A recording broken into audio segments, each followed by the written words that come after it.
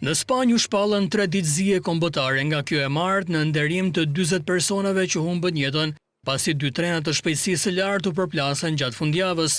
Aksidenti i rënd ndodhi kur një tren që po operoi nga kompania Irio, që udhëtonte nga Malaga për në Madrid, doli nga shinat afër Adamuzit në rajonin jugor të Andaluzisë. Treni doli në anën tjetër të shinave dhe u përplas me një tren që po vinte nga drejtimi kundërt. Kjo është një ditë dhimbje për të gjithë Spanjën, për të gjithë kombin, deklaroi kryeministri Pedro Sánchez gjatë një adresimi për gazetarët ku qëndroi në Adamuz. 40 persona janë konfirmuar se kanë vdekur si pasojë e përplasjes, tha kreu i qeverisë rajonale në Andaluzi, Juan Manuel Moreno. Makineri të rënda u dislokuan në vengjarit të hënën për të larguar vagonet të dëmtuar të trenave dhe për t'ju mundësuar qasje e ekipeve të shpëtimit. Më shumë se 120 vet janë plagosur si pasojë e aksidentit dhe 41 janë ende në spitalet në qytetin Cordoba. Familjarët dhe miqtë e pasagjerëve të zhdukur kanë përdorur rrjetet sociale për të publikuar fotografitë të afërmve të tyre në përpjekje për t'i gjetur.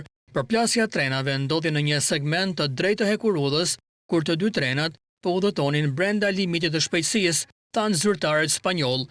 Ministri i Transportit Oscar Puente tha se treni i parë që devijoi rrugën ishte praktikisht i ri dhe segmenti hekurudhor ku ndodhi fatkeqësia ishte renovuar së voni, duke e bërë aksidentin shumë të çuditshëm.